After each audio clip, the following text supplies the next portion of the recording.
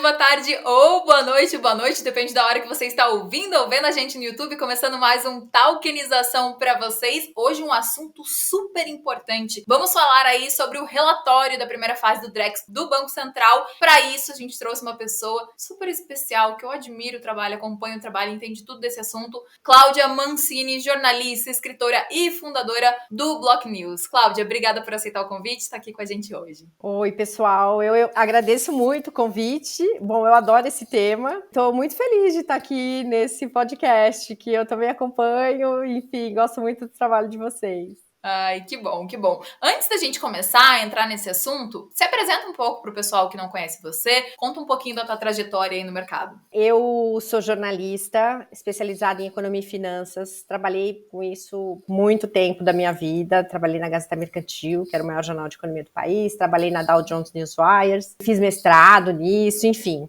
Depois passei por agência de comunicação, também sempre atendendo o setor financeiro. Então, assim, de uma certa forma, eu venho do setor financeiro tradicional. Até que um dia minha irmã investiu em Bitcoin e eu não entendia bem o que era isso. Quase tive um infarto, resolvi estudar. Me apaixonei completamente. Não, sem brincadeira. Quando eu falo que eu quase tive infarto, é bem verdade. Tipo, oi, você o quê? E assim, claro, já tinha ouvido falar, mas não sabia bem o que era. Isso foi em 2019. Sim. E aí, quando eu fui estudar, falei, nossa, isso aqui muda tudo. Comecei pela tecnologia, falei, nossa, isso aqui muda tudo. E aí eu fui vendo, falei, não, quero ir para isso aí. Então eu meio que pivotei minha carreira, voltei para o jornalismo e vi que faltava assim, uma cobertura um pouco mais de negócios, que eu estava acostumada a fazer, e um certo tipo de conteúdo que ainda não tinha no mercado. E aí foi que eu resolvi fazer, então, o Block News e fiz assim super rápido. E é isso, essa é a minha história. Agora, assim, o Block News, ele não é só site de notícias, né? A gente faz eventos. Esse ano vai ter um prêmio Block News. Então, legal. Enfim, várias coisas. Muito legal, Cláudia, muito legal. Eu lembro quando eu entrei no mercado, foi em 2019 também. As pessoas olhavam pra mim e falavam assim, meu Deus, você é louca. O que é isso? O que é essa pirâmide financeira que você entrou? E as pessoas começaram a entender. E é isso, e hoje todo mundo tá olhando pra esse mercado, né? Pra gente entrar um pouquinho nesse tema principal, né? Falar um pouquinho do Drex e tudo mais. Você pode contextualizar aí pro pessoal que tá ouvindo, assistindo a gente, o que foi essa primeira fase do piloto do Drex? Qual que era o objetivo principal do Banco Central com isso? Então, o Drex, na verdade, a gente fala de primeira fase, teve uma fase anterior, né? Teve a fase que era o Lift Challenge. Foi uma fase anterior ainda que as empresas apresentaram projetos para o Banco Central, possibilidades, vamos dizer assim. Acho que aqui tem uma história que pode dar certo. A diferença é que você ainda não tinha o nível de teste que tem hoje, né? A rede, BESO, né? Que foi sendo criada e tudo mais. Então, tem essa fase lá atrás, que às vezes a gente esquece dessa fase. Ela foi a inicial, foi o pontapé, que foi meio assim, gente, o que vocês acham que dá para fazer? A gente acha que dá isso e aquilo. Aí veio a primeira fase. Então, essa primeira fase foi uma fase muito importante, porque aí você começou a testar mesmo operações na rede, na plataforma Drex, né, que é feita na Hyperledger BESO. E basicamente com títulos do Tesouro Nacional. Então, eu, instituição, mando para você, instituição, vamos simular um cliente mandando para a instituição, e vice-versa, enfim, foi nesse ambiente. Algumas instituições fizeram alguns outros testes, mas basicamente dentro da fase 1 foi isso. Assim, por quê? Porque a gente precisa ver se funciona, como é que é a questão da privacidade, da segurança. Essa foi, resumidamente, a primeira fase. Começar a testar, né? Ver o que dava certo, começar a testar. Não dava para ir para as próximas fases, né? Isso, num ambiente bem seguro, né? Então, sim. Assim, com o título do Tesouro, uma coisa, não é um produto de fora, não tem que conectar com ninguém, produto de fora, enfim, bem tranquilinho, vamos dizer assim, se é que dá para dizer que é tranquilo mesmo. É muita coisa envolvida, né? Até a gente tem um episódio aqui do nosso podcast que a gente explica realmente, né, o que você falou do Hyperledger BESO, a gente explica o que é, como funciona e tudo mais. Agora eu queria fazer uma outra pergunta para você, de uma forma mais aprofundada, assim. Quais foram as funcionalidades do Drex? Os principais pontos, né, avaliados nessa primeira fase? Olha, assim, a gente... Primeiro você vai ver se funciona mesmo eu mandar o tokenizar, mandar o token de cá, o token de lá, né? Isso aqui, que é o meio mais básico. Mas acontece que tem muita coisa envolvida nisso aí. Eu acho que a primeira coisa, e o Banco Central tem dito isso repetidamente, é a questão de você ter privacidade dos dados, super importante, com escalabilidade, entendeu? Porque às vezes, para você ter a privacidade privacidade, manter a privacidade dos dados, não só das instituições que estão fazendo as operações. Veja, é sistema financeiro. Eu não quero muito que as pessoas saibam o que eu estou fazendo. São dados estratégicos. Mas eu também não posso deixar o meu cliente que vejam o que o meu cliente está fazendo. Então, isso é uma coisa super importante. E aí, isso aí é super complicado, porque a Hyperledger Bezo, ela é pública, ela é aberta. Então, assim, você tem que pôr uma camada de privacidade lá. Isso já é uma coisa a mais, meio mais difícil. Só que tem mais, você tem que dar escalabilidade. Eu tenho que fazer ela ser privada e rápida. E é isso aí que é o mais complicado aí, você adiciona mais aí, entendeu? Então, assim, conversando com algumas pessoas que estão no consórcio, você fala assim, ainda não é uma coisa super rápida. Se você for comparar hoje certas operações, né, isso foi um consórcio que me falou. Tem operação que você faz, no mercado financeiro tradicional, ela é muito mais rápida. Nós vamos conseguir resolver isso? Nós vamos conseguir resolver isso. Isso dá para resolver. A dificuldade é o encontro de privacidade com escalabilidade. Mas depois tem outras coisas, sabe, Flávia? Tem a questão, por exemplo, de governança, que é uma coisa super complicada, é um bando de gente lá. Você pode simplesmente dizer assim, ó, eu sou o Banco Central, eu mando, vocês fazem. Ok. Né? Mas ainda assim é muita gente conectada ali, tem muito nó ali, né? Ou terá muito nó. Um dos focos, né? A gente vai até entrar nessa questão de privacidade, né? Porque isso foi um grande debate, né? Entre as pessoas. Privacidade, segurança, são coisas que realmente as pessoas se preocupam e são desafios realmente para garantir, né? Para as pessoas, para as empresas, enfim. A gente vai entrar nesse assunto, mas eu queria fazer uma perguntinha aqui. Um dos focos, né? Foi a implementação aí da infraestrutura blockchain, DLT, que a gente fala, para o Drex. Como que foi esse processo? Quais foram os desafios técnicos que foram identificados aí pelo Banco Central? Bom, em primeiro lugar, assim, as instituições maiores, elas já vêm trabalhando assim, testando as blockchains, já as maiores, as grandonas, né? Então não é uma coisa muito nova para elas. Mas ainda assim, o que era novo? Eu vou trabalhar conectada ao Banco Central. Então, uma adaptação ali. Teve uma coisa que foi curiosa, logo na implantação, que você fazer parte desse piloto exigia uma capacidade de internet muito grande. Precisava de uma banda muito larga. E não era todo mundo que tinha. E especialmente os menores, porque eles não têm uma volumetria tão grande que precisasse disso, que precisa disso hoje para o que eles fazem. Mas para participar do piloto precisava. Então, isso aí foi até uma questão difícil, assim, para algumas instituições. Inclusive, teve até fornecedor que falou para mim assim, eu tô com fila de espera, porque eu não tô conseguindo atender todo mundo. Não é fácil dar essa banda assim, rápido, assim, tipo, oi, daqui, amanhã a banda tá ali. Então, esse eu acho que foi um desafio para esse pessoal. E depois a privacidade sempre, o teste da privacidade, né? Assim, como é que a gente faz esse negócio aqui? Que é uma coisa acho que é um dos principais desafios. Você acha que pode mudar a questão do uso da Hyperledger Bezel ou não? Ou vai continuar sendo? Olha, eu já ouvi no mercado que, assim, não há nada nesse sentido ainda. Mas que isso, assim, se por um acaso o Banco Central achar que, gente, não vai ser rápido, não deu, nós vamos ter que mudar, o Banco Central vai mudar. Parece que isso lá dentro é uma coisa, assim, razoavelmente tranquila, né? Assim, o importante é dar certo. Claro. Dá certo e assim, não é só colocar no mercado, é funcionar, né? Uhum. Então, e tá sendo assim, testado, né? Extremamente testado. E está sendo testado. Então, assim, se por um acaso a gente não conseguir isso, o que me disseram, né? Se a gente não conseguir com essa rede, a gente não tem problema nenhum de admitir e ir para outra. Sim, parece que isso o certo. Né? Mas não há nada, absolutamente nada, pelo menos até onde eu sei, do tipo, gente, vamos desistir dessa e vamos para outra. Até porque você vê, a segunda fase ela já está acontecendo. Uhum. E é na tá acontecendo um monte de coisa, né? Até tá na BES. Uma das coisas, né, que o relatório indica é que o modelo de ativos tokenizados foi testado, né? Você sabe como que funcionou esse teste na prática? Quais que foram as principais aí conclusões que eles tiveram com isso? Olha, as pessoas com quem eu conversei, os consórcios com quem eu conversei, eu não senti, assim, dificuldade de fazer a operação em si. De trocar o token para cá, token para lá. Não é esse o grande problema. Até porque, de novo, essa primeira fase, ela foi bem simples, hein? Quer dizer, ela não é simples. Não é simples. Mas diante do que é o mundo real que a gente vive, ela foi até simples. Então, de novo, Drex é uma plataforma, até isso a gente tem que ficar lembrando, né? O Drex é uma plataforma.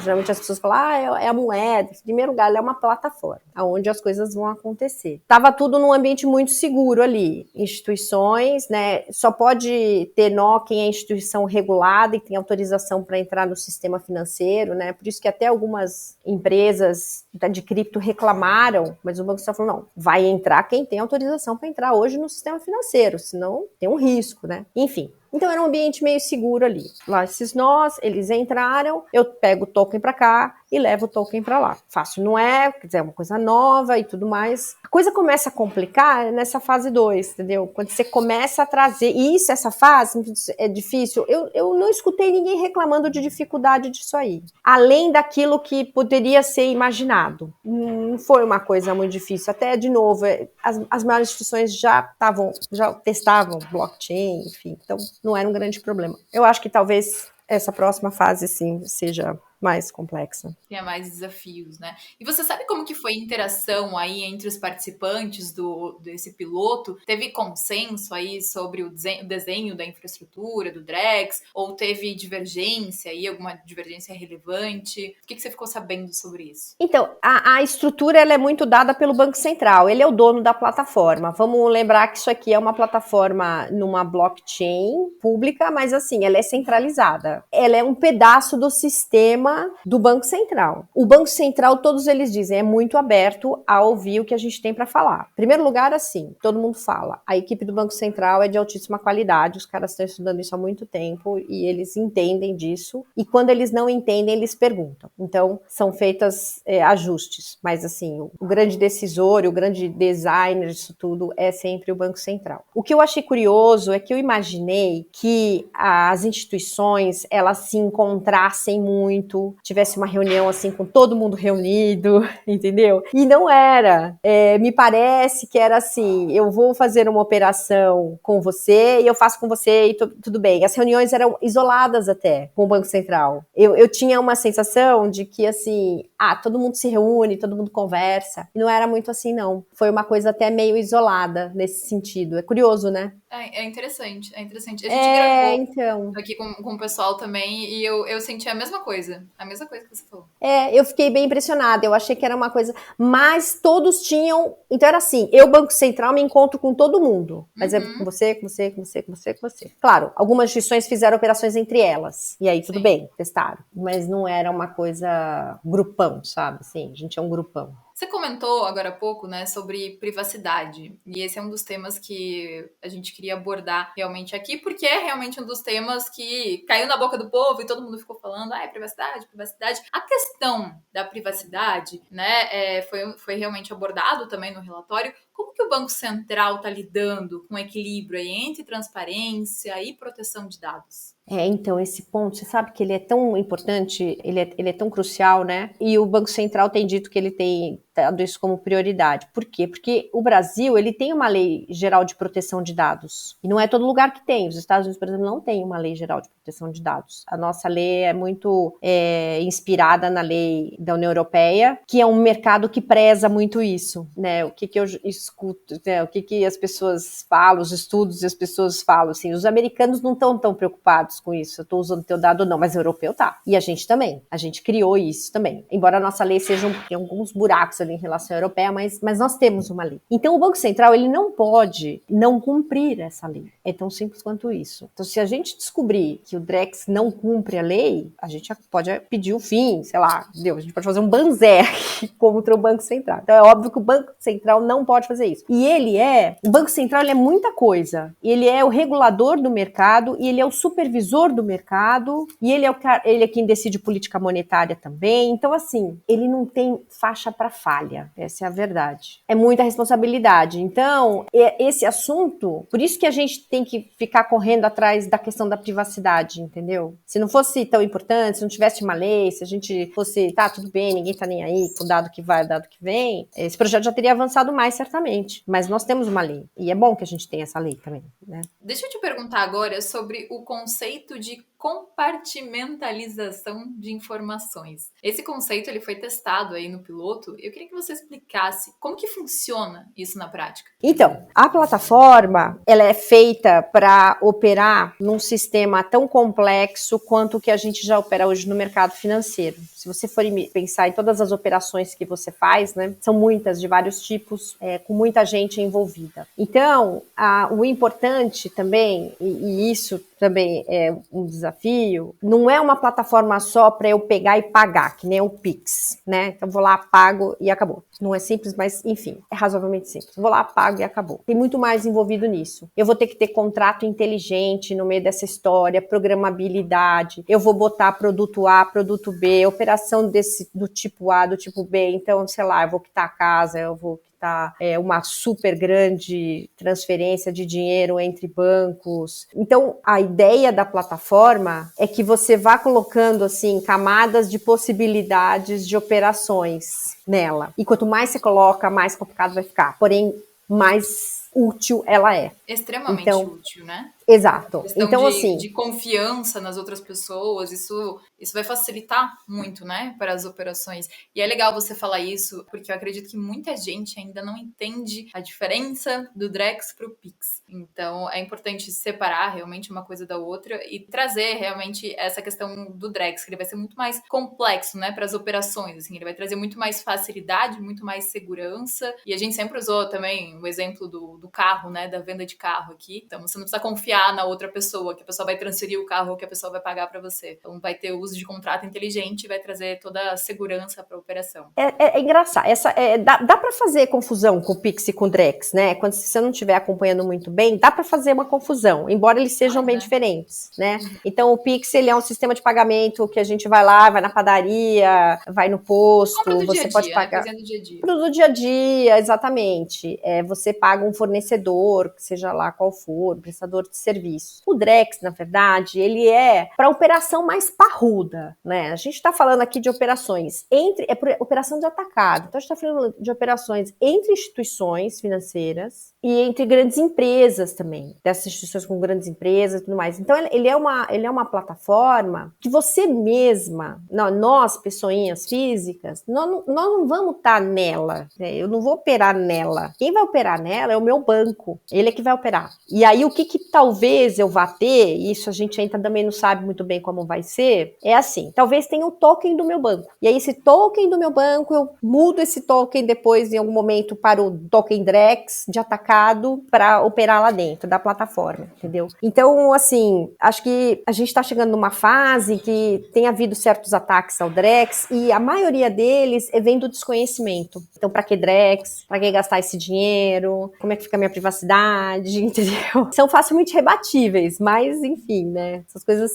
são facilmente rebatíveis. Mas eu acho que sempre tá atrelado a isso. Quando tem muita crítica, sempre falta ali um conhecimento por trás. É que nem com cripto, quando a gente fala de cripto. Tem gente que critica, mas falta estudar, falta você entender o que é. O Drex é a mesma coisa. As pessoas estudam, entendem o que é, conseguem ver, né, esse outro lado, entender realmente a funcionalidade. É isso aí, é isso mesmo. E, Cláudia, agora uma outra questão relacionada também à privacidade, o Drex, ele precisa ser interoperável com outros sistemas financeiros. Como que isso foi testado na primeira fase? Então, ainda não foi, né? Na primeira fase, não. E o que eu te falei, ficou num ambientezinho ali bem seguro. Estamos todos nós aqui, nós conhecidos, meu ambiente, Banco Central, estamos todos aqui, nós que já nos conhecemos. Basicamente é isso. Essa parte que você falou que ela é super interessante e ela é um debate internacional, sabe, Flávia? Não é uma coisa assim que a gente está pensando sozinho, né? Existe uma busca no Banco Internacional de Compensações, que é o BIS, né? Que é o Banco Central dos Bancos Centrais,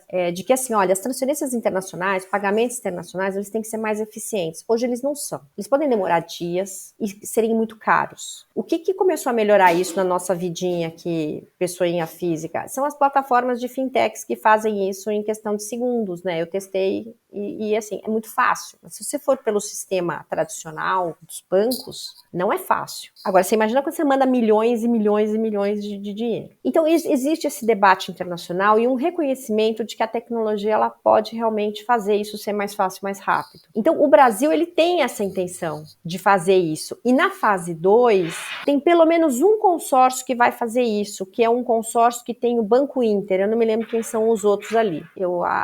Tem o Banco Inter e tem a Chainlink, se eu não me engano. Eles vão fazer um teste com a autoridade monetária de Hong Kong. Na verdade, eu já estou começando a fazer. É muito legal, porque eles também lá estão testando o Drex deles, né? Eles também estão testando uma CBDC. Então a gente começa a ver agora, nessa segunda fase, esse tipo de teste. A gente vai sair desse ambiente seguro e conhecido, e agora assim, vamos ver como é que é quando a gente brinca isso aqui com o nosso coleguinha, do outro lado do mundo. E teve alguma simulação de integração com instituições financeiras e fintechs? Se teve, assim, como que foi esse processo, sabe me dizer? De integração? Então, na verdade, assim, tem aquela questão, assim, você tem a rede, só vai poder operar a rede, porque os participantes, eles estão em consórcios, um grupo, eles se reuniram em grupos, mas só um tem direito a ser o nó da rede. Só eu tenho direito a apertar botão, basicamente é isso. Porque eu faço parte do sistema financeiro. Então tem um líder de consórcio lá que é quem tem esse poder. Os outros, eles participam disso, mas eles não estão dentro do sistema. O que tem, que eu acho que é interessante nesse modelo do Drex, é que assim, apesar de, olha, só você que é regulado e tem autorização para operar dentro do meu sistema, só você vai poder operar, ok? Só que você pode vir com seus amigos. E os seus amigos, a gente tem um grupo super diversificado, porque a gente tem fintech, a gente tem consultoria, a gente tem provedor de solução, a gente tem banco grande, pequeno, médio, nacional, regional, a gente tem exchange de cripto, carteira cripto, protocolo DeFi, tem um mundo de gente. Então, isso é interessante, mesmo que eles não possam apertar o botão, mas eles estão lá dentro vendo, entendeu? Isso eu acho que, assim, é uma possibilidade, é uma abertura muito interessante, e que não poderia ser diferente se a gente quer inovar, né? Com certeza, bem interessante. Esse é o novo mercado financeiro. Não dá pra você deixar esses caras de fora. Não mesmo. É bem interessante, eu não sabia dessa parte. O relatório ele traz algum indicativo de como vai ser essa governança do Drex, quem vai ter o controle dos diferentes aspectos aí do sistema? O que fala nesse relatório? Não, o relatório, basicamente, ele fala assim dos resultados da primeira fase, né? Como é que foi transferir o token do Tesouro entre instituições, tesouro e instituição, cliente com instituição, essa troca desse token em todos os seus jeitos. Porque se você vai lá no banco, você compra um título do Tesouro, vai. Você compra, você pede para comprar, o banco vai te arrumar esse título, aí ele vai ter que falar com o Tesouro Nacional, vai ter que liquidar isso depois, enfim. Mas eu quero vender, eu quero vender para Flávia. Como é que eu faço agora? A gente vai vender para Flávia, aí eu vou ter que acionar o banco da Flávia, o banco da Flávia vai acionar a Flávia aciona o banco, o banco da Cláudia aciona o banco da Flávia, fica esse troca-troca. Então, a questão da governança, essas coisas mais, assim, muito mais complexas, elas ainda não foram colocadas. Geralmente, nos projetos de blockchain, inclusive do setor privado, a governança acaba indo para o final da fila da prioridade, sabe? É super curioso isso. Muito embora deveria estar no número 1. Só que, de novo, o dono desse projeto, o Banco Central fala que o projeto não é dele, mas é dele. O dono desse projeto é o Banco Central, que chama banco e chama central, né? Eu sempre falo assim, olha, não chama banco e central à toa, tá bom? Então, ele centraliza tudo, assim, que hoje quem manda sou eu, rapaziada. É o seguinte, vocês vão ter que fazer ABC, é o que é. Se vai mudar, se um dia vai ser diferente, não sei, mas hoje é como funciona, tá organizado desse jeito. O sistema não é só o sistema brasileiro, o sistema global funciona desse jeito. E esse não é um ambiente, as pessoas reclamam assim, mas não é descentralizado, não é o paper do Satoshi. Não é o paper do Satoshi, não é o objetivo. Do Bitcoin. Não é o objetivo. Aqui não é para isso, entendeu? Basicamente é isso. Então não tem essa questão, tá? Eu acho que isso, numa próxima fase, talvez possa aparecer. Entendi. E o piloto, ele conseguiu, assim, sugerir como que vai ser a experiência do usuário final com o Drex? Se tem alguma preocupação com a acessibilidade do sistema? O que foi dito em relação a isso? Pois é, então, isso aí também a gente não chegou muito ainda nessa fase, sabe? Mas, de alguma maneira, isso foi testado quando você fala de operação de compra e venda do token. A ideia do Banco Central é que, assim, suponhamos que você vai fazer uma operação, vou pegar até o título mesmo, né? Porque ele é um exemplo, existe, ele é real. A ideia é que você vai entrar no seu banco, você vai comprar isso, você não vai nem saber se isso vai estar no Drex, na plataforma, não tá. E essa é a ideia, na verdade, né? Essa é a ideia. Não é nem pra você saber, é pra você abrir o aplicativo do teu banco e lá tem assim, título do tesouro, cota de consórcio, cota de fundo. E aí você fala assim, acho que eu quero comprar um desses daqui. Aí você vai lá, compra e pronto. Então a ideia não é nem que você vai criar uma coisa diferente, você não vai ter um aplicativo especial, você não vai ter que fazer cursinho para poder operar. A ideia toda, o modelo é que assim, isso aqui vai estar inserido dentro dos produtos e serviços financeiros que você já usa no teu banco. Como foi com o Pix? Como foi o Pix? De repente, eles não querem que a gente saiba o que tem. Você quer saber como que funciona por trás do Pix? Não, você só vai usar, é prático, é fácil, ótimo. Então eu vou usar porque é bom pra mim. E vai ser basicamente isso. Exatamente, entendeu? Hoje eu estava conversando ontem com uma pessoa que ele é um consultor e ele falou assim, cloud, assim, quem mais sabe se tá na cloud ou se não tá na cloud? Você é cliente do banco, você não sabe se teu dado já foi para a cloud ou não foi para a cloud, da nuvem. Quem sabe é o banco, ele sabe, mas você... Talvez sim, talvez não, mas faz diferença para você? Então não faz, então vai ser a mesma coisa. A ideia é que isso seja muito simples. Tem essa preocupação também, assim, de ser uma coisa muito simples, não é para você fazer curso e mestrado para entender. Vai estar dentro do teu banco, abriu, tá lá. Funciona, traz facilidade? Ótimo. Exatamente. Porque, veja bem, o Pix é, sei lá, o maior sucesso de todos os tempos. Muito fácil. De repente surgiu um troço no seu aplicativo que chama Pix. Pix. Aí você falou, nossa, muito fácil. Eu não sei se você lembra quando criaram, que as pessoas... Eu lembro que tinha uma jornalista de economia. Tem, ainda trabalha. Ela falou assim, eu não vou usar Pix. Sei lá, eu tô acostumada a TED Doc. Aí um dia eu encontrei com ela e falei assim, você usa TED Doc ainda? Claro que não, né? Agora eu uso Pix. É que é muito mais prático, é um caminho sem volta. É prático, é fácil. Então ele tem que ser a mesma coisa, e é para isso que ele é construído também, né? É para isso que, aparentemente, eles estão trabalhando. Com certeza. E tem um cronograma atualizado aí para as próximas fases do projeto? O Banco Central, ele tá dentro do planejado ou não muito? Cronograma. Eu acho que cada vez que a gente pergunta assim, quando sai, eu acho que o pessoal do Banco Central começa a ter assim, oi, lá vem essa pergunta. Não, o cronograma... Ai, gente, pelo amor de Deus, não. É assim, teve um ânimo inicial, que ia sair no final de 24, começo de 25, e eu acho que aí a coisa começou a ficar clara, que assim, temos uma questão aqui, de novo, a gente vai bater sempre na mesma tecla. Não é um projeto fácil, tem uma questão de privacidade, escalabilidade, composibilidade que a gente vai ter que resolver. Então, assim, demorou mais. Existe uma questão do Banco Central de recursos financeiros e humanos. O nosso Banco Central faz milhões de coisas com pouca gente. Então, também tem isso de alguma maneira acaba afetando também. Então, assim, chegamos num ponto em que não há mais uma previsão de lançamento. O que tem assim, a gente vai fazer... O próprio relatório do Drex, ele saiu bem atrasado. Esse era um relatório, se eu não me engano, para ter saído na metade do ano passado, depois ficou pro final do ano passado. E aí, no final das contas, saiu agora, né? Esse ano. O que importa, na verdade, é tudo funcionar de acordo, né? Funcionando de acordo, exatamente. Não importa se vai ser amanhã ou daqui a um ano. Exatamente. Então, assim... O que importa é não lançar e daí depois dar ruim alguma coisa, né? Tem que ser tudo com segurança.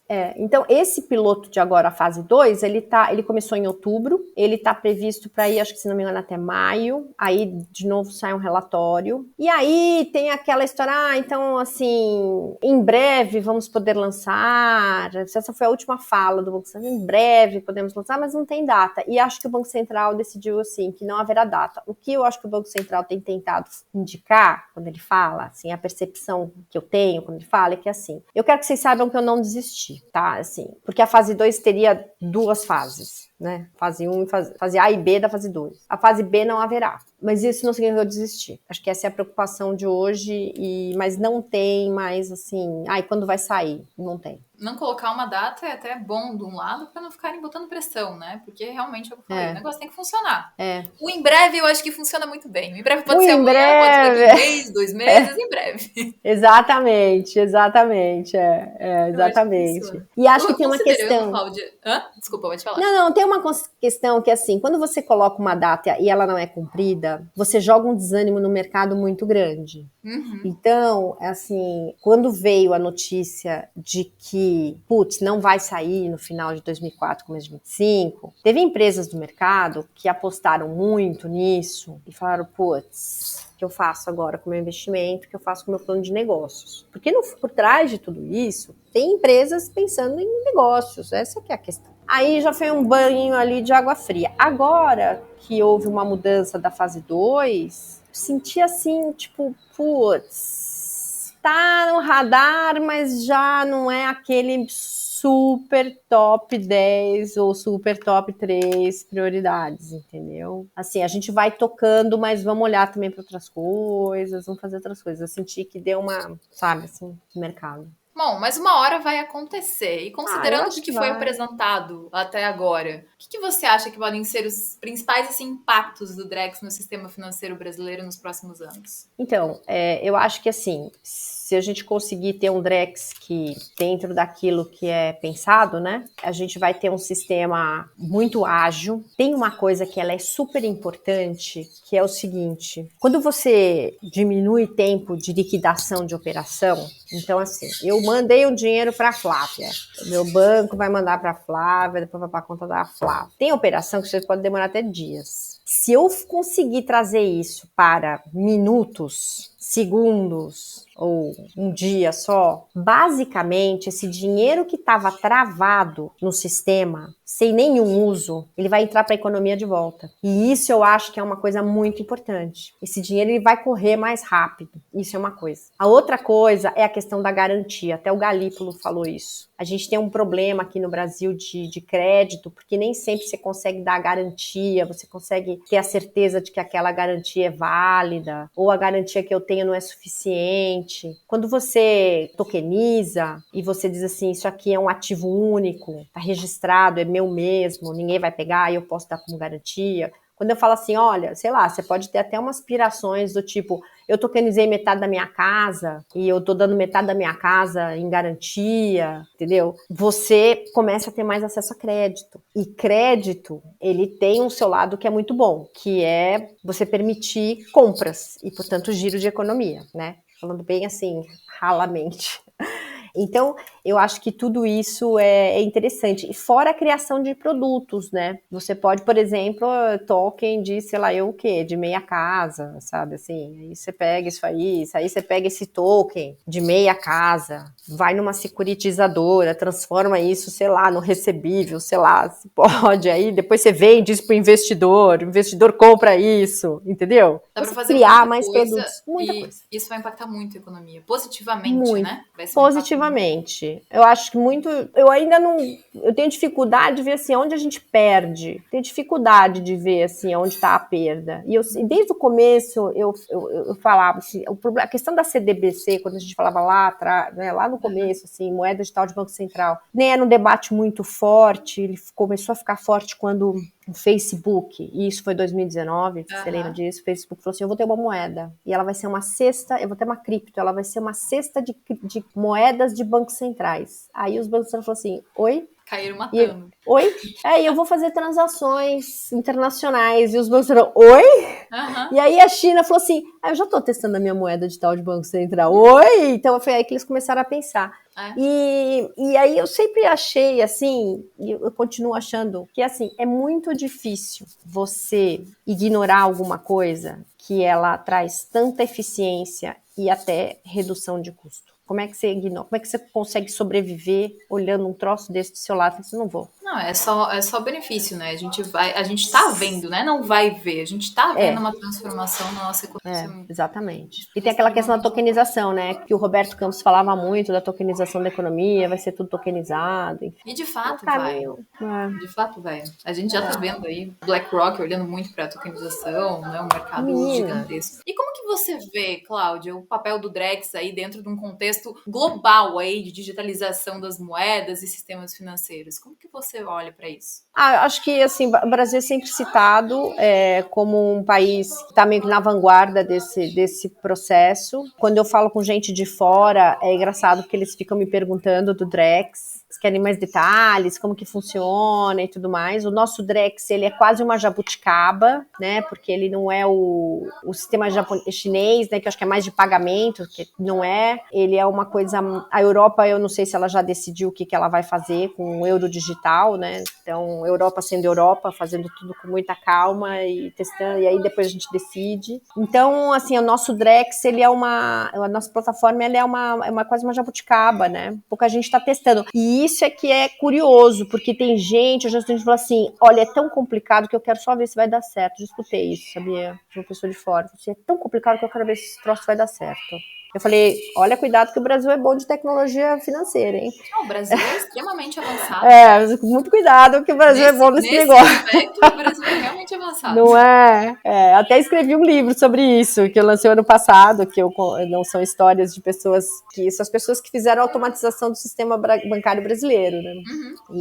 E é incrível, assim, a capacidade de criação, resiliência que a gente tem, né? E sempre, muitas vezes é o banco privado, mas com o Banco Central ali também puxando, assim, o sistema brasileiro de pagamentos é uma coisa que mudou muito o mercado financeiro, muito, assim, a gente já perdeu isso de vista, foi lá atrás, mas ele mudou completamente o sistema, o funcionamento, sabe? E isso foi uma dor enorme ali para implantar, viu? O pessoal me contou que, assim, foi dificílimo, datas adiadas, e o Banco Central, não, meus queridos, nós vamos fazer, sinto muito, pode fazer, nós vamos fazer.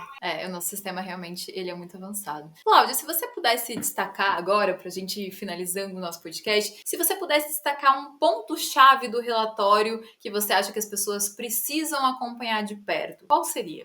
Eu acho que é sempre as conclusões, é meio técnico, né, mas se você tá envolvido nisso, eu acho que você tem a questão ali no relatório da questão da arquitetura, da infraestrutura, isso tudo eu acho que é interessante, mas eu volto sempre na questão da privacidade, sabe? Assim, o que as soluções apresentaram, porque foram testadas 3, 4 soluções, o Banco Central já falou que está disposto a fazer mais, a testar outras. Então, eu acho que esse é o ponto muito crucial, que é um problema que não é só do Drex, viu? É um problema de todo mundo. Sim, se você quer fazer um projeto grande, com muita gente envolvida, em blockchain, isso é sempre uma dor, sabe? Envolvendo inclusividade de clientes, isso é sempre uma dor, né? Eu acho que isso aí eu acho que é ok.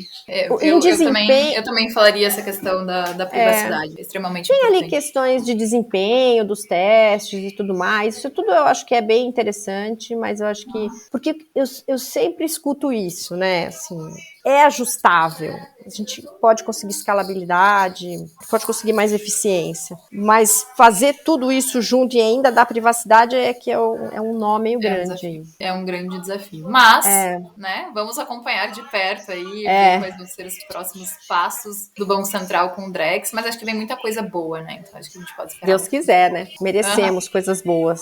Com certeza. Cláudia, como que o pessoal encontra você? Encontram o Block News nas redes sociais? Conta aí pra gente. Olha, eu sou facilmente achável pelo LinkedIn, muito facilmente, é a rede que eu mais uso. Mas também pode acessar, me procurar no LinkedIn, Cláudia Mancini, ou pelo Block News, também tem a nossa página lá. Instagram também, a página do Block News, na verdade. Pode também me procurar por ali. Se quiser, pode mandar uma mensagem, se quiser falar, tomar café, depois eu marco. Tenho o maior prazer em ajudar as pessoas a encontrarem um caminho, a tirarem dúvidas, enfim, podem me procurar.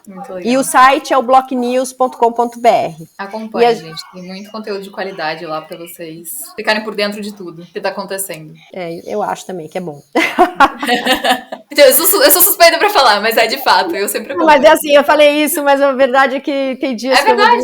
Será que eu fiz um negócio bom? Será que eu ajudei alguém? Então, tudo bem. Mas e ajuda, eu te digo porque toda manhã eu abro aí os principais portais pra mim, então esse é um deles. Pode ter certeza. Ótimo, obrigada. Muito bom, Cláudia. E pessoal, se vocês quiserem saber mais sobre o mercado de crédito, o mercado financeiro no geral, se quiser saber mais sobre tokenização, a gente tem muito conteúdo nas nossas redes sociais da Lick e também no descomplique.com.br. Lá tem tudo de graça e muita informação boa, então acompanhem, tenho certeza que vocês vão gostar. E logo mais a gente tem outro podcast, espero que tenham gostado. Comentem aí, se for no YouTube, comentem quais outros convidados vocês querem aqui, quais temas vocês querem aqui, a gente sempre busca trazer tudo pra vocês gostarem, né? E eu adorei esse podcast, Cláudia, tenho certeza que você vai vir outras vezes aqui, pelo menos será convidada. Espero que você venha realmente outras vezes. Muito obrigada.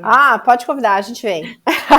Adorei também, gente. Super obrigada. Esse tema é sempre muito, muito gostoso de falar sobre ele, né? Muito bom, muito bom. Obrigada, Cláudia. Obrigada, pessoal. Até. Obrigada, gente. Tchau, tchau.